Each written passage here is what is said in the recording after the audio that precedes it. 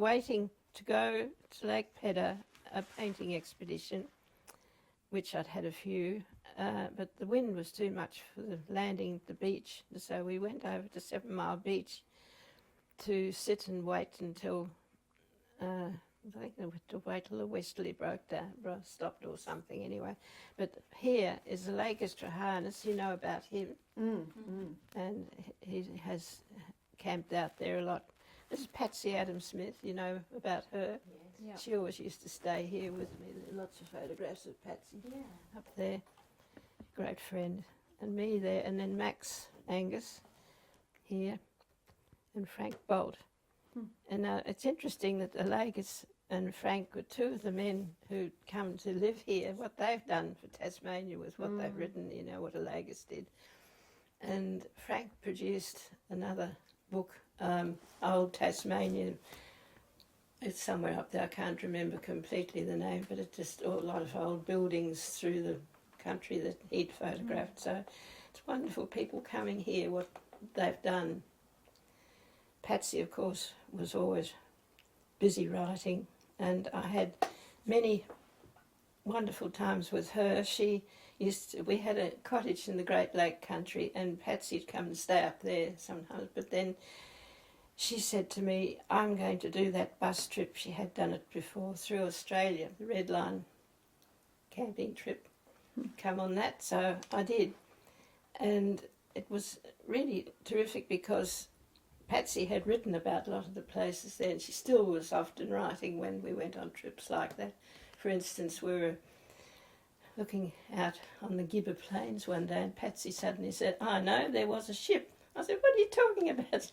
She said, that's the name of the book I've just written, because she used to do all the trips across to Flinders, and she was on the Narracoopa that went up and around, I think, right around Tasmania. I didn't ever go on that with her, but she was a marvellous person to do things with. Right. So last time we spoke, we were talking about the group called the Sunday Painters. Oh, yes. And we were telling you about the fact that we'd avidly watched the film that was made prior to the damming of Lake Pedder when the group went to the lake. Can you just tell us to camera about the membership of that group and the way that they involved themselves with the effort to save the lake? So if you just tell us some of Well, those do you want to stories. know how the group got together? Yeah. Well, you go right back then to why You started to tell us. we had the gallery. Yeah. Yes. Yeah. So if you could retell some of that story. Well, I'd have to go back to why I worked at the Aero Club. I'd had 7, 8, 9, 10 years before that office working in a public secretary's office, and then the university staff office. But then I got the job at the Aero Club because I was really hating what I was doing with filing and wanting to be a painter, going to night school with Jack Carrington-Smith's and Dorothy Stoner's classes. It was wonderful. I could still do that. But when I got the job at the Aero Club, the manager, Lloyd Jones, who had young men teaching them to fly, and of course they did other kinds of flying there, backwards and forwards people to the mainland and that sort of thing too, but there were a lot of touristy kind of trips on as well. But he said, we'll always take you if there's a spare seat. So I was so lucky. He also was interested in art in the way that he knew I painted, but he said, it's silly, you shouldn't be here, you should be doing more with your art, and I'll make sure that you can. So he organised that I could be taken onto the west coast when they took the Piper over. That's a smaller aircraft for people getting joyrides. I'd be left amongst the sand dunes painting, and that often happened, and he said, you really should bring another artist one day. And I had briefly met Max at Art Society, because I had by then gone there exhibiting. And So I asked him next time I met him, and he said, "Oh yes, I'd love to." So that's the first time we painted together. It was about 1956 or 57, way back there. We had a day in the sand dunes painting, and it was another of the pilots who came back and picked us up. And then that led to other trips painting, staying with people up at Derwent Valley, because he had a lot of clients wanting paintings of various areas. It was his interest in painting, but also painting pedder and camping out there. And the wonderful thing also was I could have a few days painting out there if I'd take a friend, and I did. It was Mary Morris, as she was then. She became George Davis's wife, and she came with me, and that's why she's in Pedder Dreaming out there with me. But and then we had these other trips. I heard when I was working for Lloyd, going back one day in the aircraft from a trip out to Pedder, the Minister for Airs was with us, and I just can't remember his name. I'm forgetting names these days. It's a well-known name. But he did tell Lloyd at that time, he said, "You know, the hydro's working on damming this." And Lloyd said they'd never dare. But that was around about that time it was happening, that they were working on it. Couldn't believe it. So you knew fairly early in the piece. Yes, but I still thought they'd never do that. It was something so wonderful. So Pedder was a place that you all went to regularly? Eventually we got there more, not the whole painting group that I was with, but I've got slides. Unfortunately, there are only slides of some of the painters. It's the only time Max's wife came with us once, and she used to come there too because she hadn't ever camped before. It was a case of camping out there.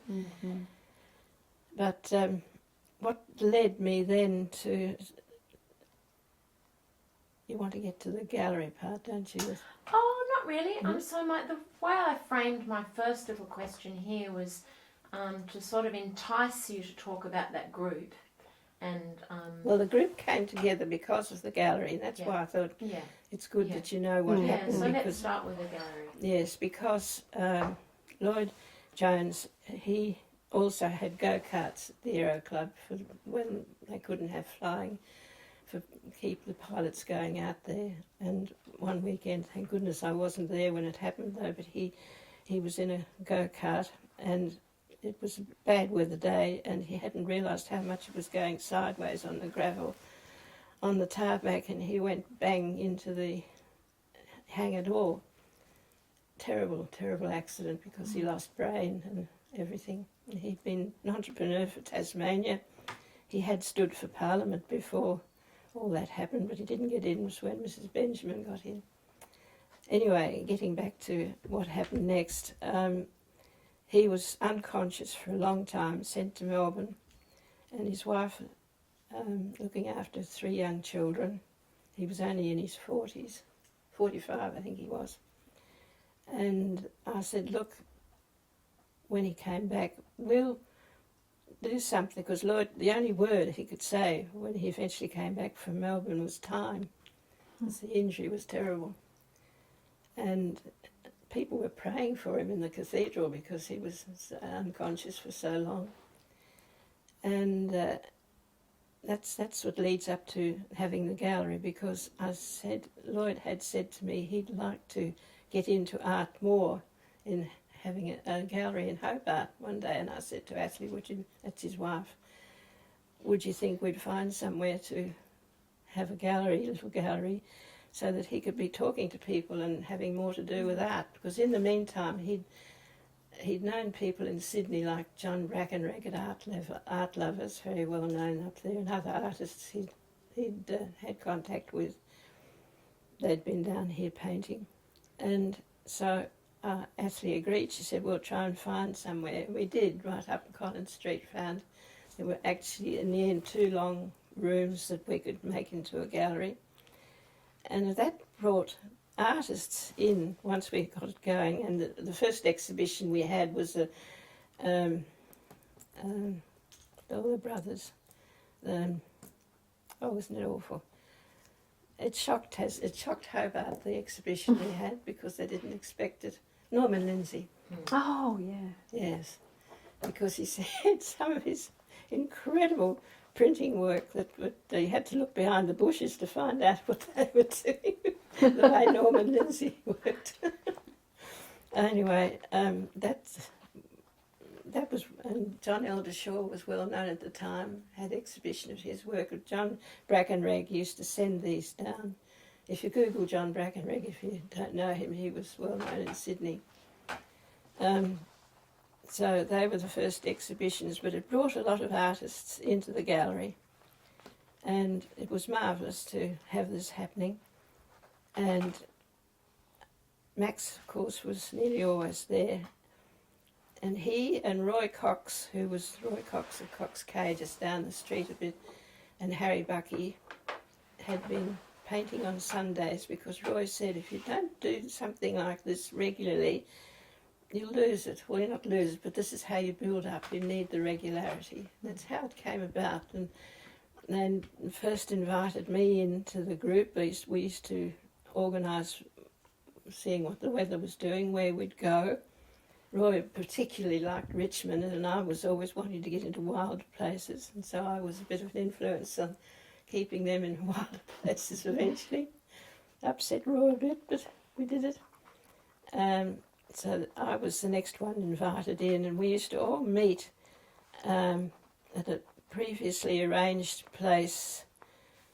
I think the very first one was some out way beyond Richmond, that I painted with them all together, but we'd so much either on the mountain or up the coast, what you could do in a day, but eventually we'd have only a day trip out the Gordon Road even, you know. It was wonderful to get so much work to go to these places. And but that's what we called the gallery Lloyd Jones Art Gallery, because he had really been the person, The impetus for it. the idea. And it did help him, because he began to speak a bit more. He lived to in his 70s eventually. It was quite incredible. It is extraordinary, isn't it? Yeah. It is extraordinary. Trish, I mean, obviously, as you just said, that you were quite influential in getting the Sunday painters out into sort of the bushland and the kind of the wilder areas rather than the sort of more genteel places. Do you think that actually got them to think more about the preciousness of those places? Well, artists and some people, yes. It's hard to say, because I know I was very keen. It wasn't far to go up the mountain and get something pretty wild, and that wasn't hard to do. There were usually 3 cars involved, because eventually when Elspeth was invited in, there was another car, and we'd change around who for a while, you know, would be picking up who. And old Harry Bucky, it was wonderful to have him, because he'd been a First World War veteran.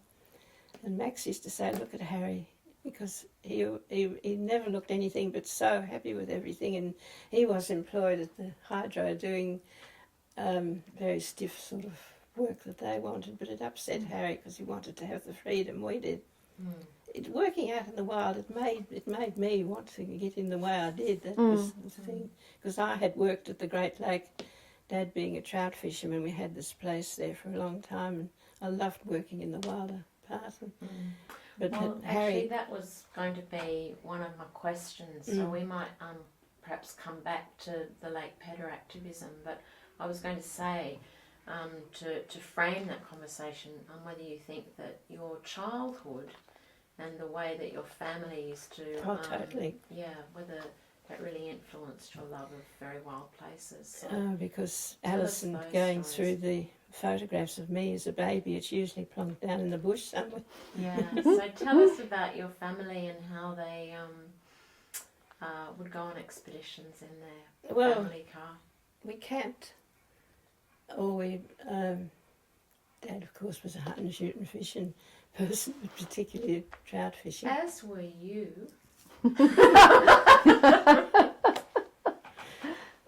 Well, I often wonder if I probably shouldn't say it, but I wasn't. I was the son, really, because Dad had a marvellous little 9 repeater rifle. When he'd left school, he went to metalwork classes, and then he'd had a wonderful thing right on the end of the rifle, more than what you looked through at the top, that you couldn't miss. and my grandmother had grown up in the Midlands at Hutton Park, and we used to go and help get rid of the rabbits, sit on one warren and shoot them on the other. So I learnt to do all those things. Nothing to do with painting so much there then. But to do with, I mean, but that thing about being out in those places and you know, all the time. But also, I mean, it wasn't a typical way for a girl to grow up in those times. I wouldn't have thought. Well, some girls are. Yeah. Yes, you see, it depends. We were very much, because Mum grew up in the country here. She was right at the top of the hill down at Middleton. Her father, my grandfather, was getting timber out with bullock teams. Oh. And she was used to all that. She had 7 years down there. Used to come in. One time she told me about was a handmade nail on a piece of wood stuck in her foot that she couldn't get off. And she, what did they do in those days to stop septicemia or something awful? But they did stop it. God. They had to. They were living in a wild place. Mm. My grandfather had been a jackaroo up in the Midlands. That's how my grandmother met him. And so they were all in the bush then. My grandmother grew up at Hutton Park and it was her cousins. Because I come from 2 big lots of families that got out and did things. The Butler family particularly, my grandmother was one, and Dad's side, the Hulls. How can I say? I'm calling my next exhibition Tracks because of the Hulls. I've got a cousin, well off now, she doesn't come over here, but she wrote Tracks. She took the camels. Oh, Robin Davidson. Yes. Oh, I wrote to her, and I was ages ago now, I told her, and she said, I'll try and get over one day, but she hasn't managed it yet. So it's in the, you know, it's interesting the things that I keep finding, because there were 14 in that early family, and they've all spread like mad. Generates come into that part of the family. That's Dad's side. There's because his father Giles came from Norwich, and we found out about them during the war because you were looking for someone to send supplies to when the war was on, and that was how we found some cousins he still had up there, but I never met them. One of them had been a shoe designer, so there's something in there coming through. Bit of aesthetic. But in the Butler side, it was more, it was where my grandmother grew up. They were a lovely old stone Hutton Park, which they haven't managed to keep going. I think the people who've got it now can't keep it, McShane's, but we went there quite a lot. But that's where I learned the shooting mostly. You spoke to us last time about the car that your family had and the sort of... The old Whippet. Yes. Such a high clearance that it would go anywhere. And that didn't come until just after I was born. And Mum had been given a car by her uncle earlier, an old Ford of some kind, but she didn't drive it a lot. She and a cousin had to drive old Uncle Hedley Salisbury brother. He was Uncle Kick, drive him around. But when we got the Whippet, Dad had money sent to him from relations in Norwich. I think that's how that came about. I've never known the whole story. There was no car until then. And what came up in Google, which surprised me when Alison was looking up, my mother, so I was a, what do you call it, we had no money time, those early 30s. Depression child. Yeah. No car or anything. Mum walked from Princess Street to a birthing place in Davey Street, no one with her while she was in labour, because they had walked everywhere. Whoa. You see, and they used to walk from where they lived in Princess Street right up and around to Kingston down Tyndale Road and along the Alum Rocks, and Dad'd have his cray ring with him, and they'd have so many that they'd have to get a ferry back because there used to be a wharf at Kingston. And get that back because it'd be too many to carry home. They lived on rabbits and crayfish in those days. Artists and the role that they play in getting people to engage with valuing the environment, the kind of the natural environment. Well, I was just plain lucky because I wonder, I'd love to know what goes on before you're born. Do you choose your parents? Because you might find that I've just got strange ideas sometimes. You might find to be the sort of thing you'd like to do, to always get out in the bush. But it's more than that, isn't it? Because it's your passionate love of those places. Because it was all happening early. It was all, we'd be most Sundays somewhere. There used to be the car ferry, the Logurina. Catch that and either be going north up to somewhere up the coast or up to the no, they didn't need that for the Midlands, Bridgewater for there, but or down south to Marchwheel. Used to go there so much that I knew that place before all the painting started or before the Falls, of course, is there now. Now I believe David Walsh owns it all. So lucky to him. Yeah. But in terms of Pedder, as you said, you were aware really early on that Lake Pedder was, they were intending to flood Lake Pedder and dam it. Were you involved at all in the protests? Well, as much as we could, because we had our painting trips out there, we had exhibitions to get money to help to try to sell the paintings, to try to do something that would change their hydro's mind, but it was too late. But we did whatever we could to keep the interest going. And I guess that's where we're kind of keenly interested in the role that artists can play in that, because what you were doing was going to a place that a lot of people had heard about but hadn't necessarily seen. So I guess, you know, one of the things that we're interested in is, well, as an artist, what were the sorts of images that you were trying to capture? Well, just what we loved about it. With me, it's love for what I want to express. Yeah. All my life I've felt that, to try to bring out what I love about it. People wonder what I'm talking about with that, but I just do. And I'll tell you who else, Eileen Brooker, she was out there quite a lot painting with George Davis, but you better not put that down. I remember the pair of them getting off the plane one day. They'd been both camping out, and George had an exhibition of his own work at Pedder up at the Carrick Gallery just before I had an exhibition up there. That was a nice little gallery, but yeah, full of light. Oh, Eileen, I've not seen a lot of what she did down there, but it was just a case of getting into different. Tasmania is very unique in the short distance, really, where you can go to things. Yeah.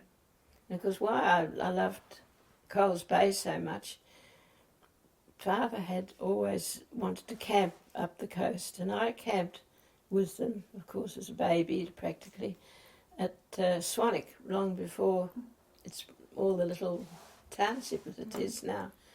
I can remember Ron Richardson carrying me round on his shoulders when he was starting to build the chateau. And of course all that building's gone on now. So yeah, for sure. And there's still more. And you know the video, there was a copy of it here, the one that we were talking about. Can you tell us how that came about and what happened? Well, it was there? Ray Barnes and Norman Laird were painting with us quite often. They were film unit people making films. And it was Ray who organised that trip to make the film. Don't think Norman came on that though, but something went wrong. We noticed that film isn't so good. Did you know when you looked at it? We weren't sure whether that was just that it hadn't been stored well or whether it was... No, well, I do know the story there because I think there was a bit of feeling in the film unit. Somebody else had wanted to be in it and couldn't, and they sent the wrong equipment of some kind. Oh, okay. Things can happen. And Beverly Dunn had been often over to visit the Anguses, and she came out to do the narration. But she was... So when you say the film unit, what well, was... Hobart had a film unit. So was that a government film unit? Okay. Ray Barnes and Norman Laird. And he was such an interesting person, Norman too, because he'd spent time on Macquarie Island collecting, not to do with any of this, collecting lichens and things to send back to Kew. Wow. Interesting people to have on trips like that. Yeah. And organised another trip just with a smaller group. There was Ray and Norman, myself and Max and Leslie Greener. You've heard of Leslie Greener, of course. Yeah. To Woolnorth because of the wildness there. It's just I had the opportunity so often to be in these places. Yeah. And so that film at Lake Pedder, what were Ray and Norman intending that film? Well, just to make a record of Just how a record. wonderful it was, yes. The Pedder pennies, and I've got a jar of them somewhere. They're there, or might be up in the workshop, I think. So where would a film like that have been screened at the time? Where did we first screen it? So there were public screenings? It did go on the television at one stage. I don't think we got it into the town hall like a Lagos. You know, he had so many times talking about Pedder with all his wonderful gear that was put together by Ralph Hope Johnston and another man whose name I've forgotten from Western Australia to make it all this fade in, fade out thing with Sibelius music, Delius music, not Sibelius, Delius. That's something that's probably, I don't know whether Milva gave me that with it could be with the other thing there. They were wonderful, wonderful times when we could see all that was put together to try to. But what can stop a government thing? Trish, do you remember about the framing of the film, with John Forrest, was it the ABC presenter who does the intro part of the film, talking about the hydro and Yes. the resources? How did that fit into it from your perspective, do you think? Was it John, at the very beginning of the film? There's like it's ages since I've looked at it, isn't it awful? Because I can't play it in there now. Yeah, that's right. Because there's just a few minutes at the beginning where an ABC newsreader, Ward, isn't it? John Bob Ward. someone, I'm sorry, I've forgotten his name, but he sets it up as a really interesting thing about the resources of the water and the lakes and the hydro, sort of making it seem quite objective and scientific, and then it shifts into that very beautiful film of the lake and the artists. It's interesting hearing you now was what what it did make you see, yes, because we were just very intent on trying to save it and do everything we could to. Can I ask you just quite a straightforward question, particularly in respect of somewhere like Pedder? Would you have considered yourselves activists at the time, do you think? Not really, because that word didn't come up a lot then. All these things have happened since. No, we just couldn't believe that something so wonderful was going to be destroyed. Well, sunk. But I think your response is interesting though, because you responded as artists. You know, so what you did through your artwork. Yeah, but you see, Max and Harry, you see that painting of Max's, the little one? He and Harry had a trip down there long before I'd even been there, painting and picketing. I think he even had a chance to be down there. Anyone who saw it, and they loved painting. They loved the landscape. It's just your love of what you see. Yeah. Did you get involved, or the Sunday Painters, at all in the Franklin Dam No. protests? Well, I didn't know. Yeah. Yeah. Now, at that stage, we were still going on with our going off every Sunday to somewhere, and that was too far away. Yeah. It was more important then to us to keep our painting going. And I was very lucky in lots of ways too, because Max had a great framing set up in his studio under the house, where I used to buy moulding. If we're having a big exhibition, it took a lot of worry away. If you could go and make the frames yourself, we'd get glass cut, and a lot of those earlier exhibitions I put them together and he put his own together up, and it was what do you call it, on the assembly line sort of thing. We'd work for a day, and I used to pay his wife for the use of that machine, and it was all worked out, you know, so that we could do that. Yeah.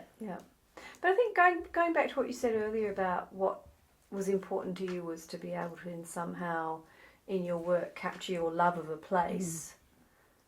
And I'm thinking about my question just a moment ago about Franklin Dam. It's somewhere that you didn't know personally, you didn't have that attachment to. So do you think that makes a difference? There were particular places that you would go back to regularly, and they were the ones that you formed a particular attachment to? Yes, it depended where you could get to easily. See, in between going to Pedder, we'd still be going up the coast, or up to Lake Dobson, or anywhere, or on top of the mountain, just to be in a place to paint. But another aspect, without necessarily having to camp. Oh yes, well they were Sunday trips, except that when we were going up to Max's bit of land, which he had at Billabong Bay, wonderful, all in here photographs of our camp that we had there, because it was just being in the place. And then eventually when he built his place, and he had 20 years of having schools up there, people coming from all around Australia to it, and it was wonderful. I'd go up and be a bit of a backstop for him, but he'd teach people in the morning, and then we'd paint in the afternoon. It's just the fact that you're in the places you like to be and you were painting. Yeah. But the very beginning of all that, I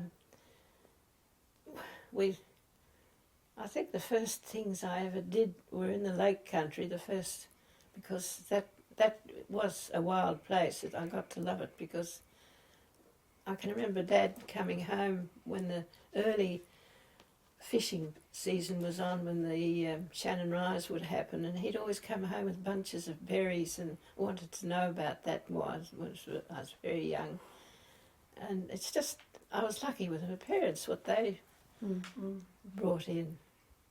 Can't think any other way that I can tell you that I loved it. Yeah, no, I mean that's evident, and you know, it seems that it's that thing. Would you say that it's important to go back to particular places regularly? Oh, it was. Yeah. Only Roy Cox used to get a bit mad. He'd say, "I've painted that out." And when we got him into the really wildest country, we were going across through the Lake Country to had an exhibition on, I think we were getting up to Burnie through the lake way. And I said, well, let's call into Pine Lake area. And poor old Roy, he didn't like that because he had very sore feet. He came though and he said, up it. That's how he felt, but he did it. And what were you, I mean, do you count particular places as favourites now, or as places that you particularly feel a real love for? Oh, I don't want our mountain spoiled with a cable car going up, because it's wild without that. Tasmania's got a special wild feel. See, working at the Aero Club also, I had the chance to get to know the Kings down at Melaleuca. And also I had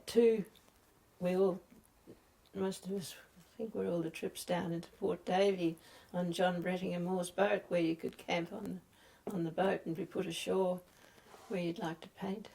Liz Dombrovskis has got some of my best work of that area. Do you know, Peter Dombrovskis first came to me when he arrived here, when I had classes up at the art school, wanted to paint.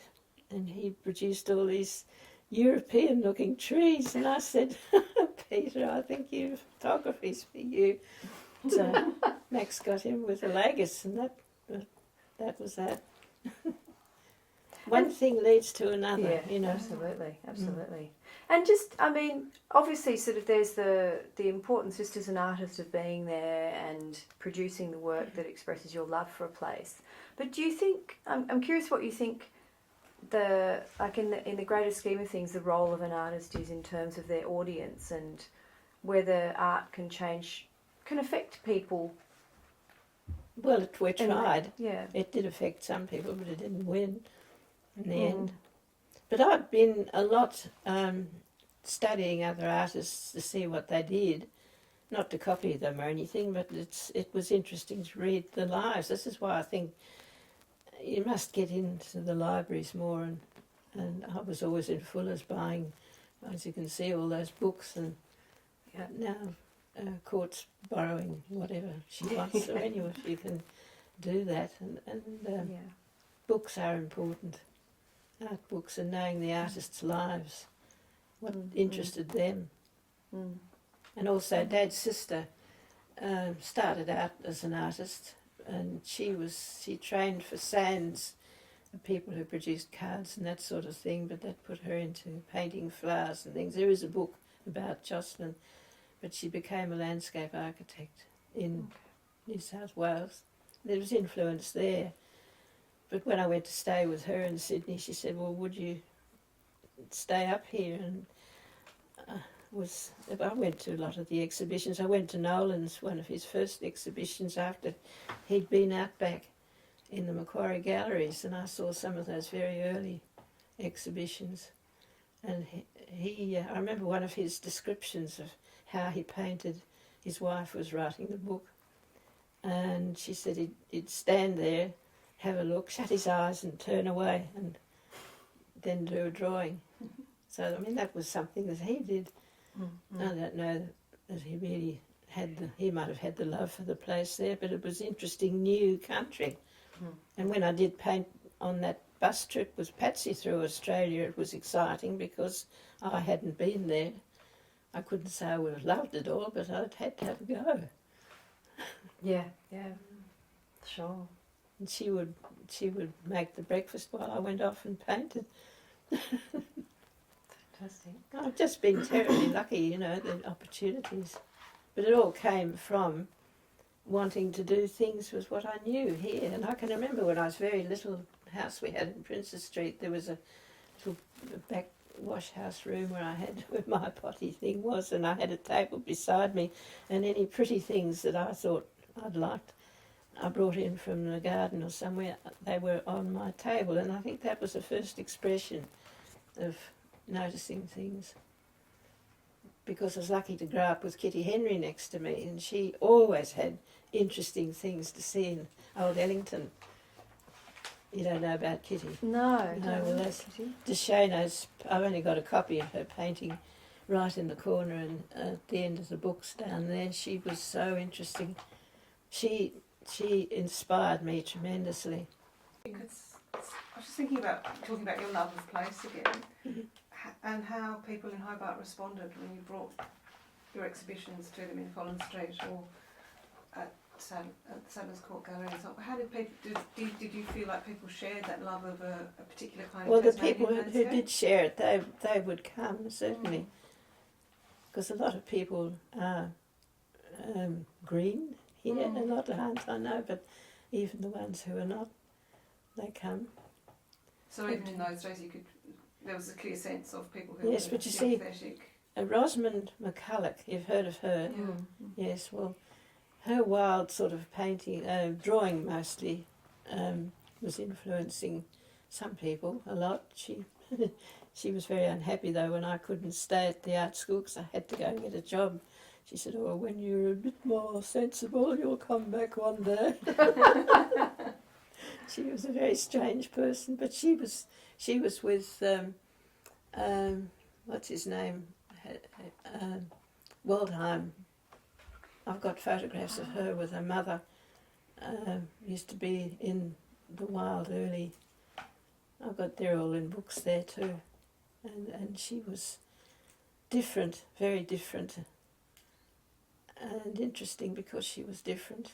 And Edith Holmes mostly painted looking up the Derwent because she liked the light on the Derwent, but then her family had owned a lot of property down Carlton Way, and she painted there too. And Molly Stephens got to know her too and went down there. She said you'd still find Edie sitting painting with all her bracelets jangling around. And she had the bright red hair with a little hat, pink hat sitting on the top of it. Just out of, it's actually, it seems to me there are actually a lot of quite strong female personalities and women there were, painters there. yes. You know, and for that time, given, you know, how hard it was for women to make their way in any kind of male-dominated world, and given how male-dominated the art world's been for so many years, that seems quite extraordinary. Well, it does to you today probably, but they kept on working. Who was the one who I met who was so her hands? I've got a miniature she made of my mother, and she was doing these miniatures to get herself to France, and she did. Is that awful? I've forgotten the name. I've got it in my drawer inside. They've got the miniature. So I've promised it to the gallery one day, but I don't want to give it up yet. But she did a lot of that to get herself away from here. Edith Holmes painted in France too. Yeah. They all did something to get, like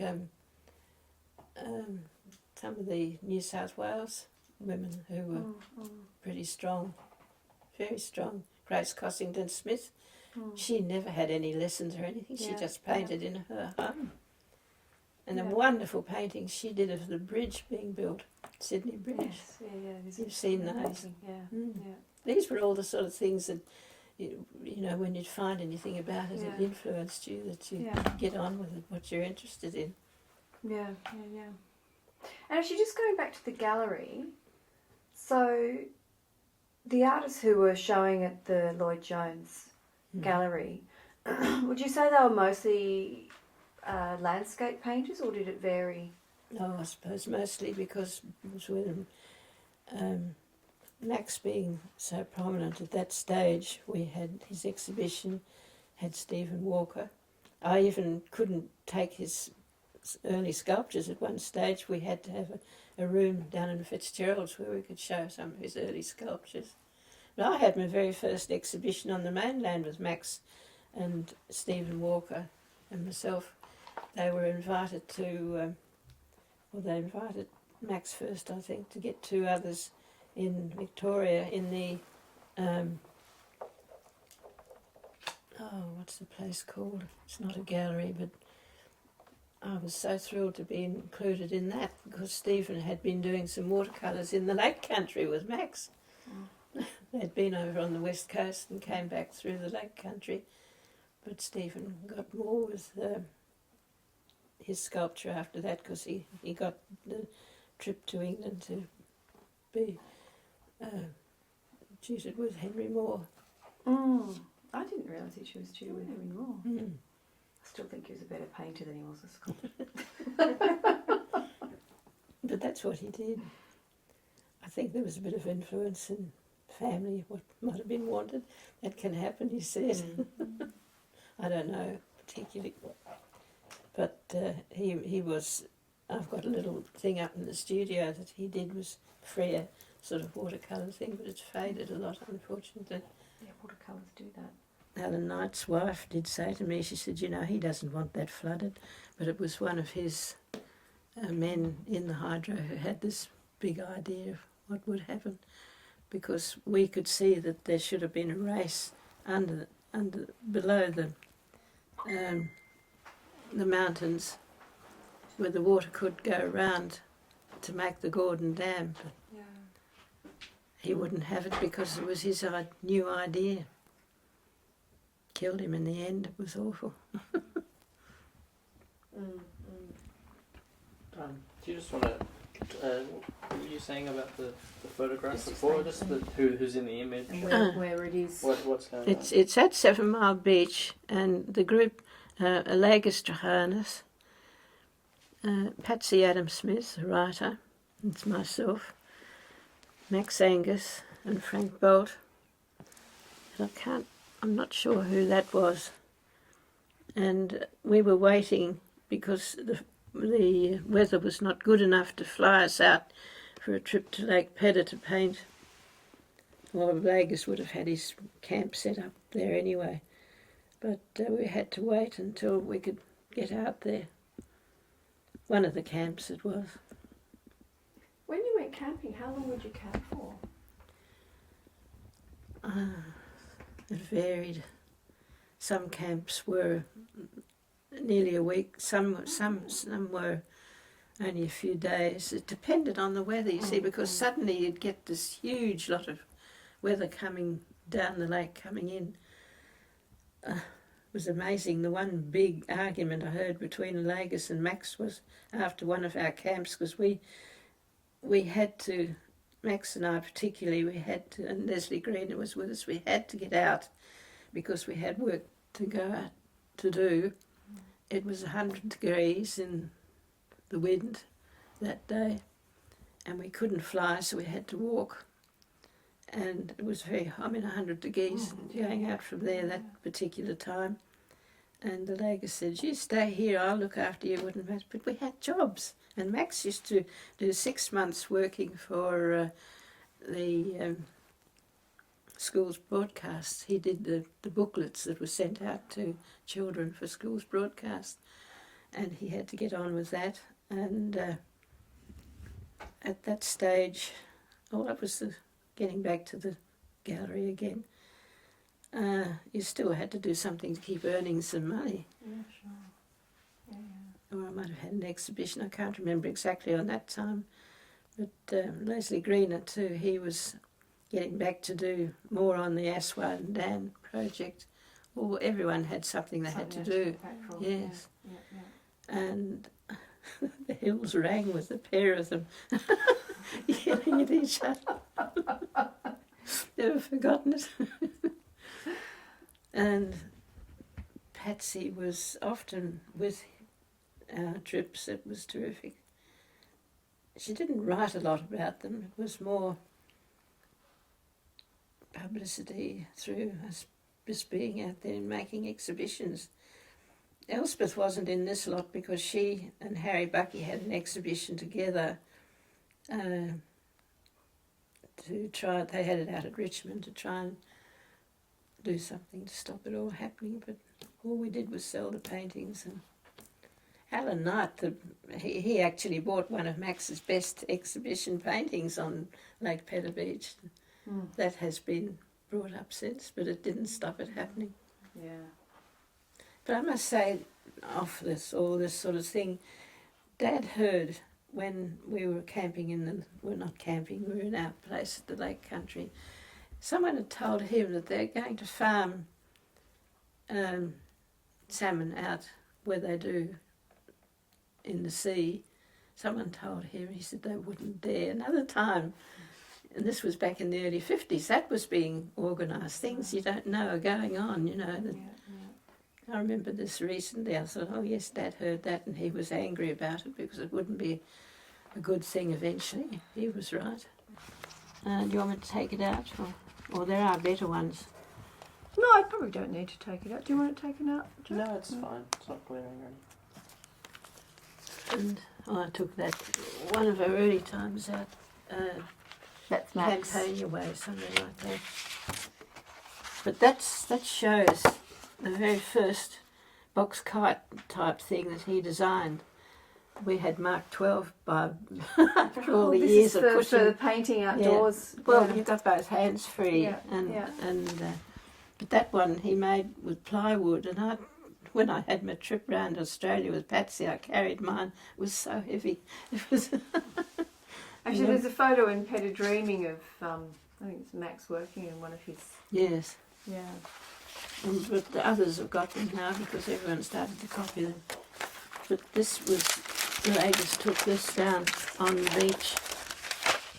That'd be a winter one, but not much beach. It was Max there and me here.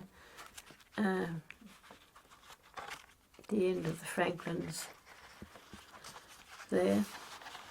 That's a beautiful image. Oh, I loved that place. I just really couldn't believe it had happened. Oh, there's more of Max. Frank Bolt took photographs like that. I mean, it was interesting, these things that grew. So who was in that video? There was you and Max and the Leggers and Frank. Yes. Was Harry Bucky? Yes, he could have been. I can't remember. But here are the whole group of us who were putting the book about the Lagers together. That's up in Max's studio. Well, next to his studio, a big room there. But these were the main people concerned to do something. To do about the dam Well, of Lake Pedder. no, mainly this was putting the Lagers books. Oh, together. after he Yes. died, yeah. You see, in the winter, Lake Pedder only had that much beach. And that's one of the reasons why they think the beach is still It is. there underneath. It is. You Is see, that it used to cover up each winter. It's a anyway. ravine. It's like that. And all that sand is very deep down. And of course, it gets that pinky look from the staining from the button grass plains. You've been out in that, you know what that's like. They're just photographs I've taken. It's Ray Barnes, the Lagers again. Gosh, he did so much for Tasmania, but look at it. I've forgotten his name, but he was... The Lagers did, I mean, it's extraordinary. Really. Well, She was up considering but how I young mean- he was when he died. He had known what it was like to escape from Lithuania over the mountains and the beautiful places that he had to get away from because of what was happening there, and to come to here to find that. That's the Cessna that I so often got a lift out to Pedder in. REM. There's Max painting on the beach. We'd get up early in the morning and a group of us seeing I'd just wander around. It was wonderful to wander around at that part of the day in the early morning to decide what you'd be doing. And I guess you'd be the only ones there, would? Sometimes, yes. But there were other wilderness lovers having camps there too. All the people who... This was on the beach. I was really... Can't remember, I think it was Frank took those. That's my kite. And I was caught early in the morning having a wash in Mariah Creek. Now that's Roy Cox. It's often difficult to get a photograph of him, but he didn't ever camp out there. Because he was camera shy, or? Oh, I suppose so. Roy was a gentleman in several ways, and Max said he'd have a carton of Rossmans with him. He nearly killed me once with whiskey, which because I'm not going to... My drinking years were terrible. It's probably another reason I'm like what I am now. And that's Roy working. He was a wonderful person. His daughter was a friend of mine school years, but she's dead now. They're both... That's Harry Bucky working on something he always loved to do, draw the boats in the dock. And that's John Eldershaw, who used to live in the big house at the end of Richmond Bridge when he was painting here a lot. Then he moved up to Sydney, came here occasionally, and he has his red utility. He'd come out to paint with us and sit in the back of his red utility with a bottle of green ginger wine.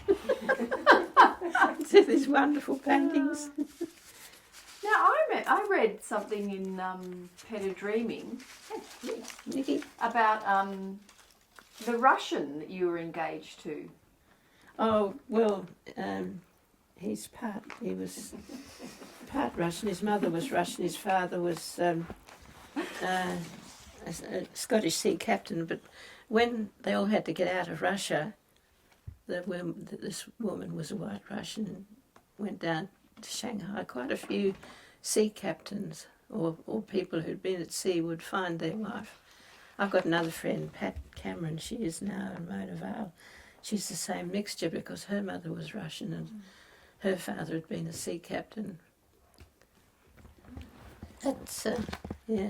But was it true that he wanted you to stop painting?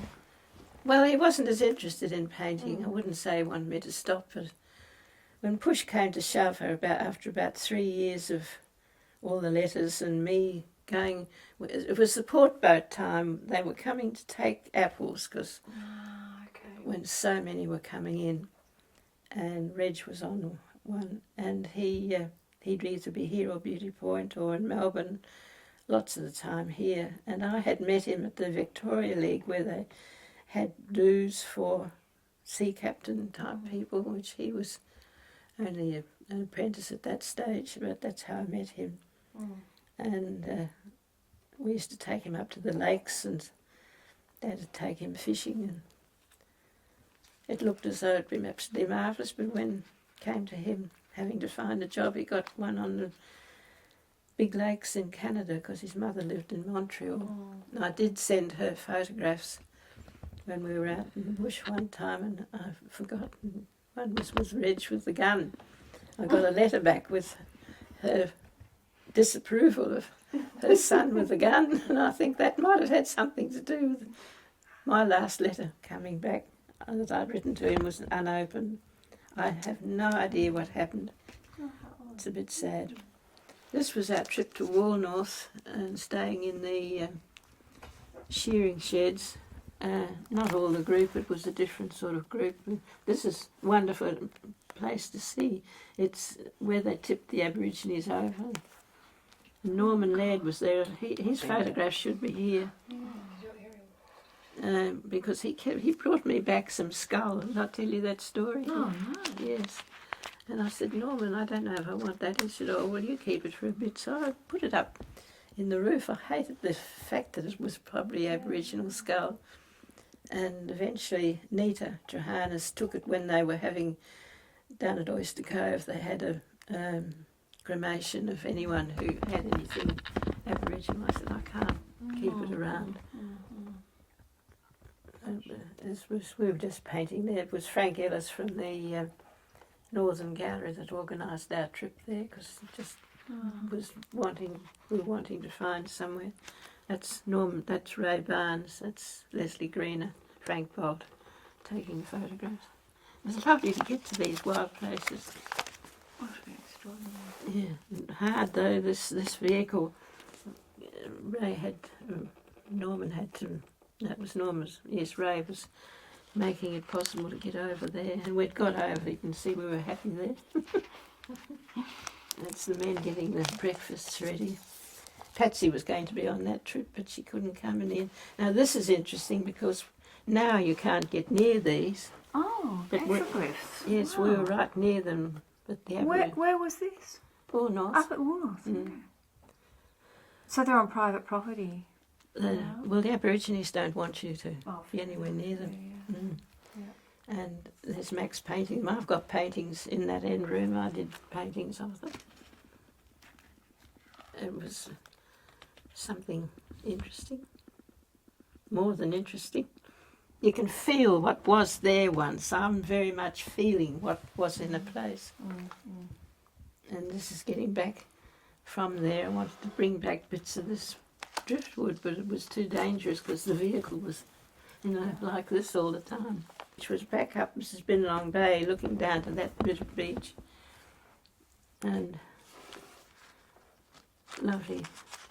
We were all camping in that spot. And I've got onto a different place now because this book came out.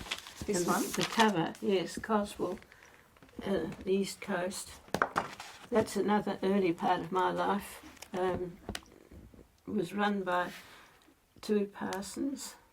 Her husband was Harry Parsons, who one of the peaks in Coles Bay is Parsons Peak, and she ran that for families to come. This part here was the dining room, and this table was just in there. Oh, really? Fantastic. It's when it had to all be sold and pulled apart. And Helen Clinton helped me get this. I said, I want the Coswell table. She used to have, at one time, she'd have 2 lots of a wonderful country meal for people, because she'd walk in, the back door was down here, and smell this wonderful roast being cooked. And Wally Don, this was the front of the place here, because we all had beds on the veranda, boys up one end, girls the other. My uncle and aunt met there, went on for years, that sort of place. And Wally was, Horace Walpole Don, he and his mother had emigrated 2 years ago to Swansea, and he had his job at Coswell looking after the place, and twice a week he would take the mail round to Coles Bay, either in a Buick, a Rolls Royce, or a Packard. Old cars often did that. It was one. Oh, I loved Wally. He was wonderful. He had a stroke right in that spot where he was walking through there down to the vegetable garden. But that looked across to Coles Bay. Wow. So he said, there's an awful lot in my early life that,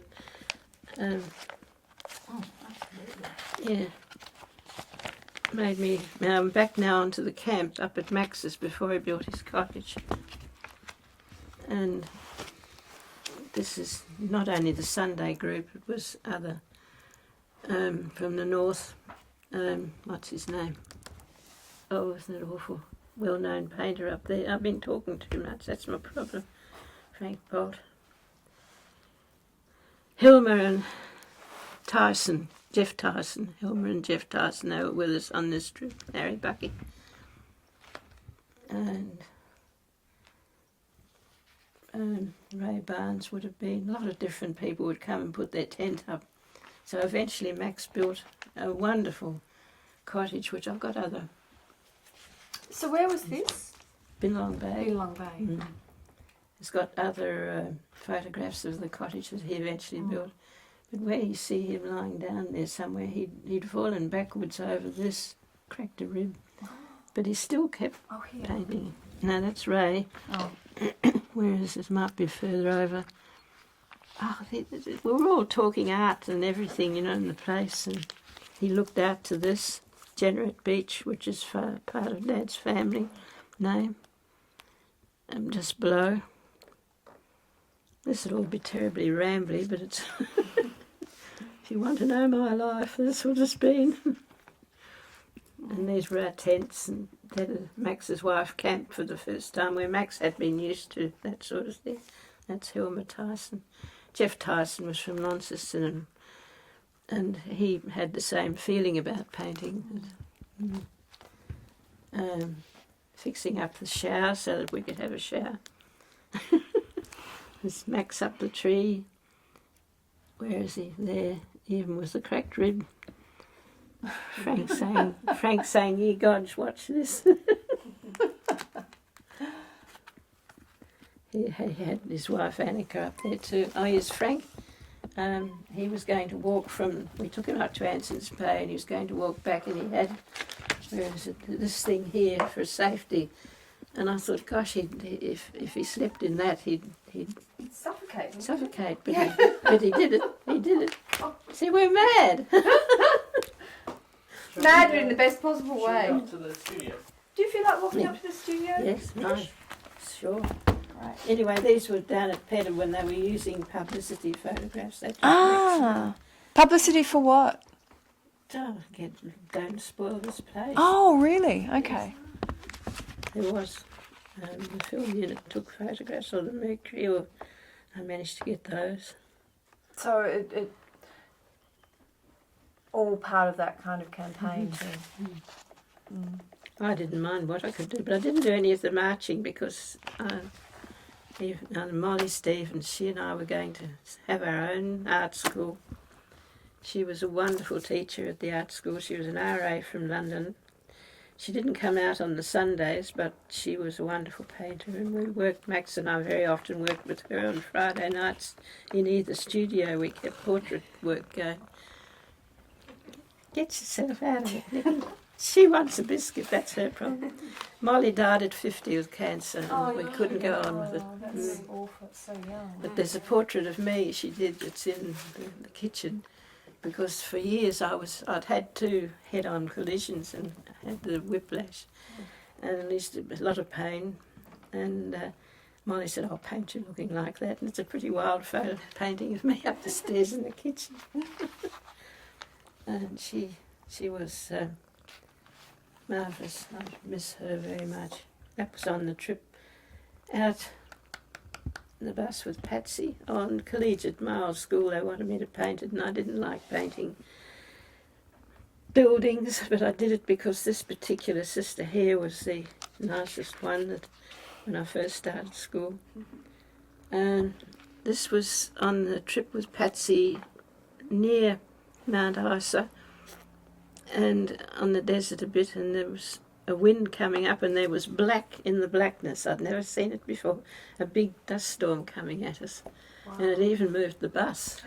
And the next morning all the cases and camping gear and everything were up against the fence. Incredible. Yeah, we survived that, but Patsy was pretty sick at that stage because she'd had this lung problem too, but also there'd been a heavy downpour and I'd not put the tent properly. It was sort of over us and that got full of water and I tipped it over and I thought, oh dear, I'm going to kill her. But I didn't. So I come up to the studio. Oh, Nikki, I'll give you a biscuit in a minute. You really don't need it. It doesn't look like she's going to fade away too quickly. That's the painting I did right on the spot that I don't want to be rid of because it's so much for me. What was the bush there? Yeah. Dad had died by then and Joan Brand ran the chateau and she said, you bring your mother round and I'll look after her. You just go off painting. So... Can you show us the because the Karawong paintings we were looking Well, at there's one on the go at the moment. So this is one you've got happening at the moment. Yeah, but I've got to get some more black because things have dried out in this awful dry season. It has been very dry. It's terrible. Yeah. And it's this jet black. I've got to see if Artery will send me some down because the other paint's coming through a bit much. The fun thing of them is the little gold eye and the black, because those birds are very cheeky. Oh, aren't they ever? Yeah. And you've got your templates too, don't you? That you use. Yeah, this is what's worth a lot of money because I wouldn't like to have to cut them out again. I think this is great.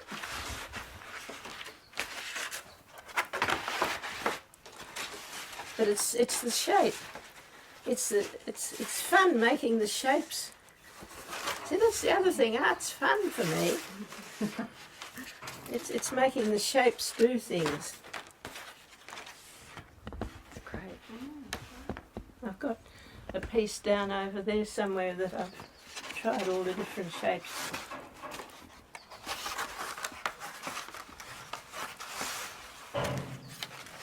And I've repeated it a bit as you can see for there, but I'll find a piece over there where you'll see them all. So I don't need a stick up here because I've got something to hang on to everywhere. This is Dad after he'd been fishing in Lake St Clair and was terribly thrilled with that fish. So I said, right, sit there and we'll do something. And when I used to have some oil left from other work I'd been doing, I'd quickly do a self-portrait. That's how that came about. Just to keep it going. Yeah.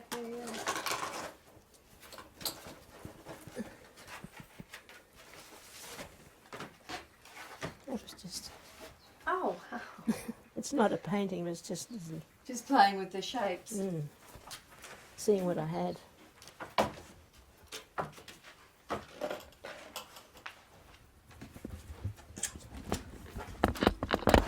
See, we did portraits quite a lot because it was part of our curriculum. Yeah. And I did 3 of... He died recently. There are 2 still here because Oh wow. you know him, don't you? Berenice's wife, who's still up in Bupa. Wal Eastman. They kept one, and see, for years we had a morning portrait group, getting people to sit for us over 3 weeks. Okay. Up at Max's it started, and then it got to Brian and Jenny. Well, they still, I don't know if they actually still do it, but I can't get into their gallery very easily, into their studio, so I had to stop. And I want my time here, Yeah. So you work here every day? if I can. Yeah. I won't so much today, of course. This is one of the very earliest I ever did of oil Oh, really? at Richmond. 1960s. And this is a very early watercolour round at near Swansea. But that's just the contrast of what I should have put dates on. Yeah, this one's got, it says on the back, circa 1960s near Richmond. Yeah, this is Tas. 1950s. You see the difference. Yeah. This. And you're still working in oils now, or mostly in Oh, watercolour? I will if I can, but I've been using gouache a lot there. Do you want me to bring you some of that gouache? I can pop in the artery and bring Oh, some. that's nice of you, dear. But they said that they will. This is the lime kilns at Little Swan Court, and it was a place. This wasn't with the group. This would have been with the family. Ah, okay. But So how old were you when you first started to seriously paint? gosh. Well, I wanted to. In 1948, I left collegiate. But before then, I'd been going on Saturday mornings. Dorothy Stoner had in the art school up in Bathurst Street there, part of the old tech. Jill Benjamin was with me.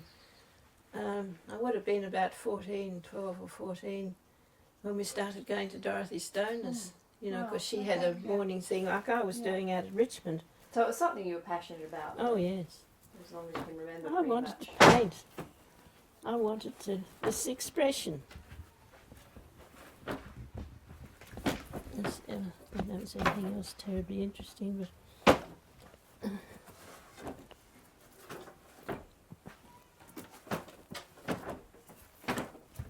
oh, Luke Wagner came here one day quite a long time ago, wanting to know how I used oil paint, and I said, oh, well, I'll get some fruit and just do a still life and show you what I do. But it's nothing like what I usually do. It's just was something to use the paint, and you know what Luke does now. Yeah. And these are all half unfinished things, and he's Brigadier Strutt sat in his whole regalia one day. Oh wow. Show us that one. Not here. This is Can you up at bring that one Max's. out again, Trish? Up at Max Angus's. He used to lead the march on Anzac Day. Brigadier Strutt. I knew his family. Margie, his daughter married like Reg, who I didn't marry. Married one of the port boat Oh, men. okay. I don't know, maybe I just didn't really want to leave here. I don't know. Now this man was an actor who came across from Melbourne a bit and acted here, and Max got to know him. He sat for us. Oh wow. Did you get portrait commissions at all? Or were they just things that you did Well, for your own? I didn't want commissions, but I did get them, and they were never anything, you know, that immediately tightens you up. And this man, John Finlayson, Australian actor, he was wonderful to have in the room, Mr. Paint.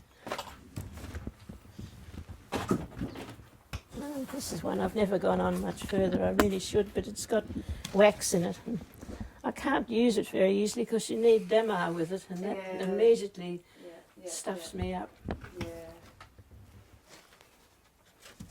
So Do you usually work flat or are you working an easel? I work with the easel, but I can't easily at the moment. No, I do. I stand there and work. But that's why I've got the bed thing over there, because I've got to get my legs up a bit because of the Of course. swelling, Yeah, which is... Mum had 9 weeks in hospital when I was 14 with a clot flying from her leg to her lung. And she had legs like mine. I'm always terrified, something might happen. But I know how it looked when it started with her, because she was one of the first people the doctor gave something for dispersing the clot. Yeah, okay. It's a dangerous thing to happen, to go to your lung. Yeah, that's right. She nearly died. I remember Dad bringing me home from the hospital out at Calvary it was then, one evening, put his arm around me and said, "You're not going to have Mum home." But she picked up eventually, a long time it took. But I was having to teach myself to cook, and I had roast lamb on the kitchen floor. And we had old... So this was your family house going back to the 1930s, is that right? My grandfather and my grandmother, we lived with them because my grandmother wasn't all that well and Mum was looking after her. My grandfather bought this back in 1937. Mm. Right. Wow. And so that's why we were such a family growing up. Yeah. And then you moved back in here. Well, I've had lots of times away painting, and I was offered a job at Moonagee, which was nearly on the Bogan River, west of Dubbo. Okay. Because I went there when I had the gallery. I was getting quite ill at one stage and Lloyd had known Bryce Killen, who owned the place. He brought helicopter utilities over here, and he'd had Lloyd there trying to help him get better, which he did. But it was difficult in the gallery for a long time because Lloyd was having fits and things, and with that sort of injury. They were letting him drive, which amazed me. I didn't drive him, but he still had a car. Ashley was using it mostly. And I really had to have something different, and so the Killens invited me out to Moonagee, which was red country with spinifex, masses of emus, and he had a great property there, and he had his own aircraft, twin-engine aircraft, and used to take me then up to another property he had over the border into Queensland. And I had all that experience, and they offered me the job of being the secretary at Moonagee. But there again I said, this is lovely, but I'm missing the mountains and the lakes. Yeah. I mean, I can almost not imagine you living anywhere other than here because your love for the place is Well, so that's it. great. That's it. Yes, and I'm sticking here as long as I think there are people who think I should be in a place where I'm looked after, but I don't. I can manage. But I mean, also sort of, the idea of you moving somewhere other than Tasmania, I just can't imagine. But it's right here is the heart of me. Yeah. Dad eventually had this built in about 1976 for me, and because I was pushing him out of house and home, all the stuff going on in there. There is an attic room upstairs which I had from a studio at that stage, and I used to have parties up there, get the food up. I don't know how I managed it, getting up the stairs. Everyone's sitting on the floor. It was lovely. But the latest thing I enjoy is right next to you there, what I'm doing from the track that Alison's... Alison's been taking you Yes. up. Yeah. Mm. But then I thought, I'll see if I can still do something with the birds. Yeah. Oh, yeah. I've got to still see if things come out. Yeah. All Max's gear is down in that Oh, you still paints. I saw Anne this morning, his daughter-in-law, where I was at the doctor. She said, "Peter's still got something for you." And I said, "Oh gosh, I've got an awful lot here." And I said, "It's all drying up. This weather's been terrible." Yeah, it's very dry. But I'll manage, I'll get there. And I'll get these to a state where they can be exhibited. So when's the exhibition? On my birthday, 23rd of June, she said we'll have a Saturday, small Saturday afternoon thing. I don't want anything huge, but I actually did it to get out of the Art Society wanting to have a big selling exhibition, because I don't want to do that. Muck up my pension. Trudy knows how to deal with it, because I can't earn too much. I've got to keep something that... So she can get it coming through in little bits. And Yes, I've got to be very careful there. Mm. Yeah. They all think I've got a lot of money, and I haven't. But I want to be able to just keep working. Oh, that's great. It's wonderful, isn't it? Yeah. That one's probably got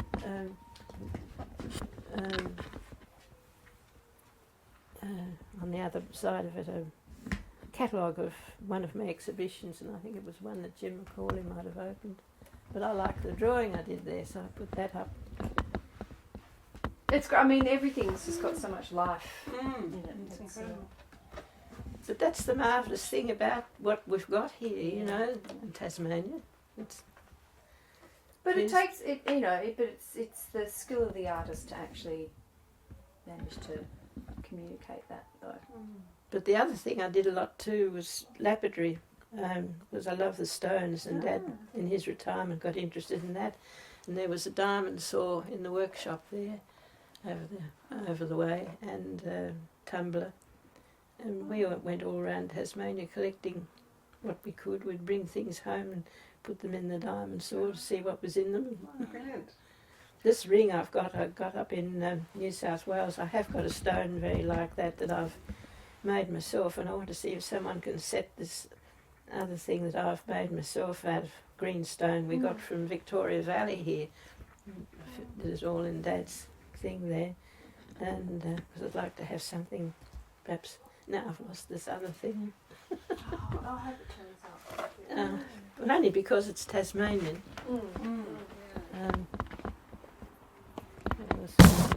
Under here is what Trudy can come in and choose if to make up the exhibition. There might be enough different things. I had a swan period. And still that's not been finished. The birds to go in that. You see, I've done that out looking towards dromedary. I can fit birds into that. I'll keep all this flattened so that, and that big painting at the end of the hall came from that. Oh yes. And I kept that because it's the colours that I wanted to use. There's been a bushfire and there's that. There's a lot of trial stuff still here, and there's a lot of swan stuff in here. Just things that you Do might... you have that problem that so many artists have of, you know, actually finishing things? You only finish them when the deadline hits? I suppose it was a bit if I had an exhibition coming up, but I try not to do that. I try to just have things here that I can go on with if I want to, or ideas. So I might have found that bit of bush one day and thought, oh yes, I might use that. Or I love blue gum. I love the colours you get in that. Especially when they're young. Yeah. But there's so many. This particular one. Fairly old. I think I've got one in the gallery in Ballarat, or one of those places. There were two. It was something from painting on the coast with swans around me. And it was just I used to just quickly get something done. Yeah. But I did send it for a competition, and they kept one. Didn't win it or anything, but they've got it in the gallery. And I had an exhibition in Hamilton in Victoria once. A lot of things I wish I still had have gone there. More swans. So you find it hard to sell work? Not Or really. it depends. It depends. Some things are hard to part with. very hard, yes. I'm getting worse. Don't know what I might need. And see, over the years I've made an awful lot of Coles Bay work. I don't come back to do anything exactly from them, but it still gives me the feeling. With all those places I've painted in. I just want to see where they've put those exactly at the moment, because I think it's looking across from Honeymoon. When they come in the paper, I just like keeping an idea of what's going on. So how long since you've been up that way? Oh, quite a long time now, because it's all been so changed. It's about 10 years. But it's all with me still with these. If I want to use any, like I have with the track. Of course. I don't like working from photographs, but I've got to give in a bit now and particularly use these. Because I used to wander off all over here all by myself. So I'm sure you find, even though you're working from the photographs, you remember the place so well. Oh, I do, yes. The photograph's just a kind of a memory jogger as much as anything. Yeah. Yes, I don't want, I'm not a camera. So that's what goes on. And old Friendly Beaches, that's the marvellous part. Ever been there? Yeah, it's beautiful, isn't it?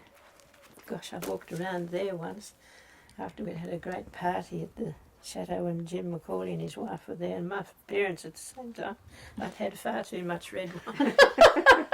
Hoping I wasn't going to die.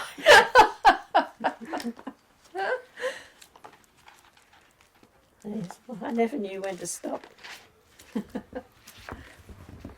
There's so many memories in these. And I love the things that grow in the bush. Happy with all that for ages. I used to look forward to when the orchids came. And I'd sit often on that rock looking back this way. I've put two together there, so that doesn't really go like that, but that's what happened. But I'd sit here and you could hear the devils in this bush here. Oh yes. But the orchids were lovely when they came. And Nevenhurst recently sent me a copy of a painting I'd done of a bird, of plover. And he'd been round to the Sapphire, and I said, oh gosh, Neven, you're lucky to stay there, it's so expensive. I said, please tell them they've put that place right on the best blue orchids. So he told them, and I got the letter back from the man, we are perfectly looking after your blue orchids. These are all in, I'm not a botanist, but I just, this is the only in Tasmania dendrobium we've got, grows on the rocks.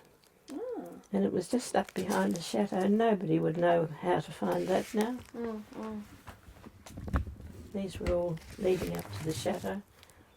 And I loved the shapes in the rocks. I used those quite often. So that was what happened all there. And they used to come round my feet. But you see, I've cut them out, see above me on the... Oh yes, up here. Yeah. Because they're in the big painting that I've got in my bedroom, because I get the shape right. See, that's what they were doing. In this interesting part here, behind the chateau, where they had the cottages going in and putting spa baths when they had all that bay that they could go swimming.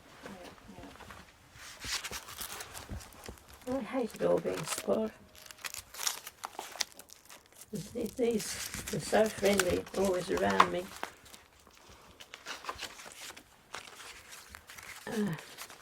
That was what I did with Will Hodgman the day of the voting. I was down on my walk down there, and he and his wife went by, and I turned round, I couldn't help it. I said, Will, leave Tasmania alone.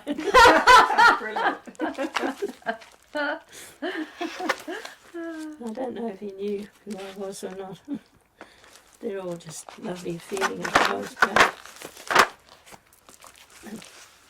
I only had those out because to get onto the tracks. Yeah.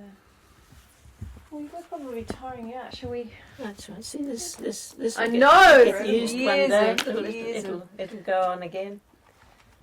But it's other things at the moment. And I'm very lucky. I've got wonderful old connaissance. I don't know if they still produce it. This friend was using them for his classes, and he died and left them all to me. Do you know connaissance? No. Oh, there's always something really good to look at. They're old, but it doesn't matter. So when I have to lie down here, get one of these out, and beautiful things. I have to have beautiful things. I just realised you've got a very nice view from your Yeah, studio yes. as well. But you see, at this part of the day, in the short days, it's difficult to work here because look how the light comes. It's making very nice lens flares. Ah, would be. So you're getting something. And there's a painting of me behind the broom handle there that Max did when he'd got home, because he was calling me. He said, "We've got to go." I said, "No, I haven't finished. I'm doing something here." I think we were at Spring Beach or or further south than that. I really was upset. I began to cry. I said, "I don't want to go." So he did that painting and gave it to me the next day. But those pieces are from near Marrawar and around in that sort of rocky area with interesting... Well, Tasmania's full of interesting rocks. It is, isn't it? Yeah. And it is so varied for a relatively small place. And right up there over the door, the pastel, is Anson's Bay, and just out from there is where someone recently nearly drowned. It's a pretty wild spot. But I was sitting up there looking up to Edison and doing that, and it was on my own. Dad was off fishing somewhere then, and I had this awful feeling that something in the air didn't want me there. It was a really hostile feeling.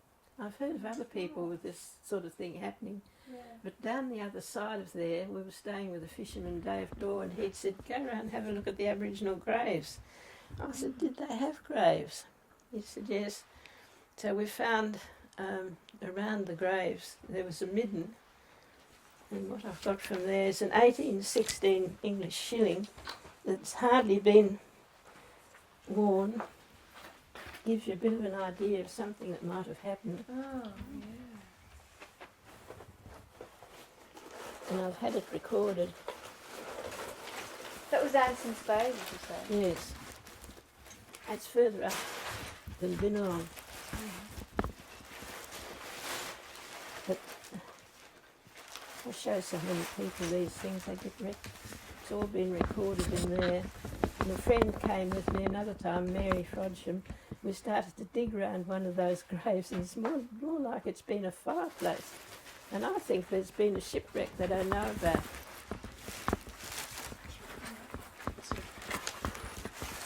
But all these pieces,